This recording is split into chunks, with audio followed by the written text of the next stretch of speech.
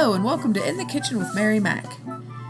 Today's special is peach blueberry pie. I know I promised this to you when we had our big pie show a couple podcasts ago. So the peaches are on, the blueberries are on. What could be better than a peach blueberry pie? And I know some of you are saying, that sounds absolutely disgusting, and why would you want to eat that? Well, I'm not kidding. It's fantastic. It is absolutely fantastic. Peaches and blueberries go so well together that it's unbelievable that this isn't some sort of like a national holiday. I mean, it really should be. Maybe like the first week of July should be peach blueberry pie week, I think. I could see that. I don't know how you get the president to declare something like that. Maybe I should start some sort of a petition campaign, but anyway, we'll go on to the pie. Enough of that political nonsense. It's pie time. So I picked up some fresh peaches at a farmer's market on the Pennsylvania Turnpike. This is the coolest thing when you're traveling, not just in Pennsylvania, quite a lot of places have this.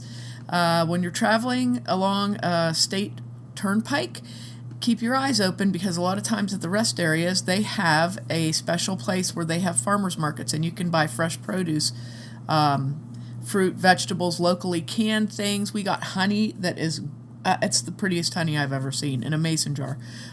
Very nice price, too. So we got these peaches and blueberries. I think it was at, I can't remember which exit, which rest area it was. It was one of the ones before Pittsburgh, right before Pittsburgh. Really nice people, though. Very, very nice people.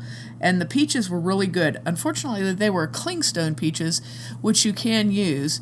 Clingstone peaches mean exactly what they say. The peach flesh is clinging to the stone for dear life inside, and you can't break it loose. I like freestone peaches, which also mean exactly what they say. The flesh of the peach is not stuck to the pit. When you are doing them, you can pop the two halves off, and then you get these two really pretty peach halves that you can work with. But I was able to do it. So I had 7 peaches, and they were average size peaches. Probably a little on the small side. If I would have thought, I would have threatened anyone who ate one of the peaches because then, I wouldn't have been slightly short on peaches, but it worked out okay. If in this particular pie, you can use a lot of peaches in it because they just pile up higher. What I have now with the 7 peaches and a cup of blueberries is a good 1.5 inches thick, so it's not a shabby pie. It's a nice pie. So I had the 7 peaches and I had 1 cup of blueberries and 3/4 cup sugar, 1/4 cup flour. That's your pie filling.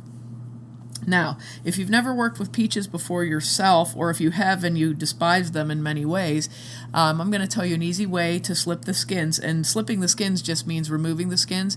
You don't have to use a knife or anything, just your fingers. But what you want to do is take a pan that's a large round pan, maybe, 8 inches around. A pot, actually, not a pan. Well, whatever. It's deep enough to boil things in. And you're going to fill it up about halfway with water and bring it to a simmer, which means there's tiny little bubbles in it. It's not boiling. You're going to add your peaches to that.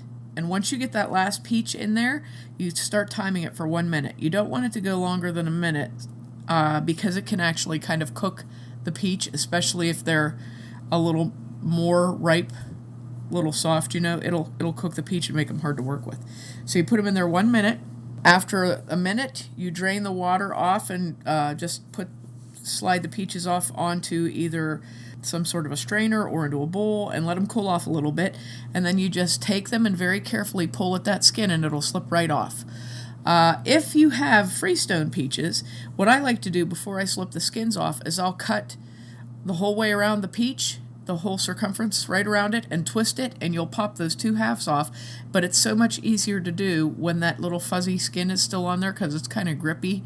Because once that skin's off, they're slippery like a newborn baby slippery. I mean, they'll squirt right out of your hand. So, you like that, did you? It's a great simile. Thank you. Thank you very much. So you're going to take your peaches, slip all the skins off of them, and get them ready. And then you're just going to slice them into slices. However they come out is fine, because, sometimes they break as you're doing them, or slide out of your hand or whatever. They don't have to be perfect. This isn't for, we're not doing a cover spread for a cooking magazine. This is to be eaten. So get your peaches cut up. Blueberries you don't have to do anything to. Just rinse them. That's it. There's nothing fancy. Make sure there's no stems in them. Mine had like a stick in it. I was cracking up. I look at them like, holy cow, it's like a 2-inch long stick in there. So clean those up, put them together in a bowl, toss them together, and then you're going to take a 3/4 cup of regular white sugar and a 1/4 cup of flour, blend that together, and pour that over top of your peaches and blueberries, and then lightly toss them. And then what you want to do is let that sit for about 15 minutes, because like we said previously, I think it was in the rhubarb pie show that we did, when you coat your fruit with that sugar flour mixture and just let it sit, it draws the juices out of the fruit, and it allows that mixture to form sort of a glaze kind of on the fruit. And what's nice is each piece of fruit has that on it, so when you bake it, it gels up pretty quickly, and you end up with a very nice pie filling that holds together well. It's just a nicer way to do it than a lot of people just sprinkle it right in the pie crust, and I always found that you get spots that in the pie that are really runny if you do that. So this way actually works really nice. Okay, so once you've got the nice juicy look to your fruit mixed up in the bowl, we're going to put that into a pie crust. And I've mentioned before on previous podcasts, I use purchased pie crust because I can't make a good pie crust anymore. So maybe one of our future podcasts will have me trying to make a good pie crust again. I just overwork the crust and it never comes out good. So I use a purchased pie crust, which I don't criticize anybody for doing that because I know how hard it is to make a good crust. So you're going to put your pie crust into your dish and pleat the edges a little bit to kind of support it up there on the edge, and then pour your fruit mixture into the crust.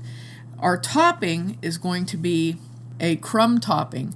This particular topping is made with 1 cup of flour, 1/2 cup of softened butter, and 1/2 cup of brown sugar. And then you just take that and stir it together with a fork, mix it up until it looks like little crumbs.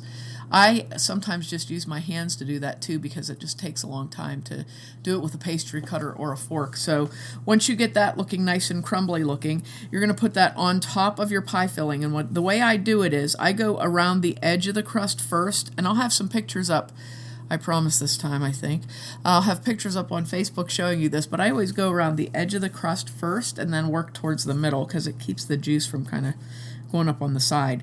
So you're going to put all that on there. And then we're gonna bake that, and we're gonna bake it at 400 degrees. And what I like to do, especially with a crumb top pie, bake at 400 degrees for 30 minutes, so that top can it'll almost kind of melt and then harden. So you want it to get to the crispy point, and you bake that for 30 minutes uncovered, and then I'll just take a sheet of foil and set it on top and bake it for another 20 minutes till the juice comes up and you can just see little places where the juice is bubbling up through the filling. That's when you know it's done.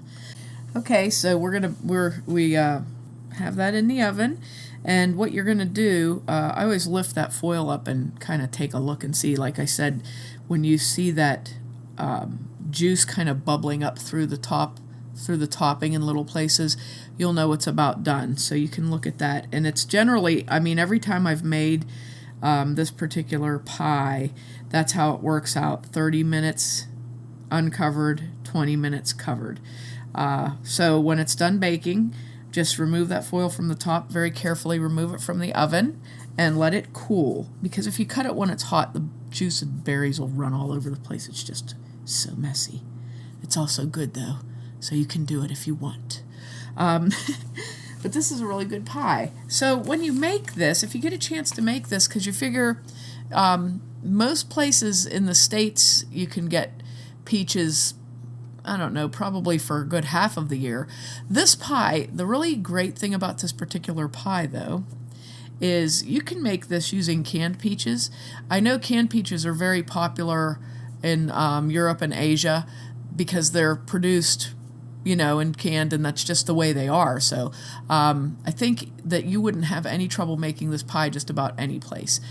You can use frozen blueberries if they're available, or canned blueberries also if they're canned in water in this. And then what you would do is say you would want the equivalent to 7 or 8 peaches, and I have made this with canned peaches, so it requires 2 cans of peaches, and they would be the smaller can size, like the I don't know, they're around the size of a 15-ounce can. So if you had 2 cans of canned peaches, you would drain that peach juice off, and you can save that and make some of those drinks that we made on our podcast last week, those purple rain drinks. And then if you decide you want to use the canned blueberries or the frozen blueberries, you kind of do the same thing with the canned. You would drain that water off and just use those. And it turns out very well. And I have done it, and I can honestly say it turns out very well. So I would think this is a pie that could be made just about anywhere because of the availability of canned and frozen fruits. So give it a try and let me know what you think. I hope you like it, and I hope you get a chance to impress your friends with this fabulous pie. And I just want to say thanks for listening if you did, and if you didn't, too bad for you.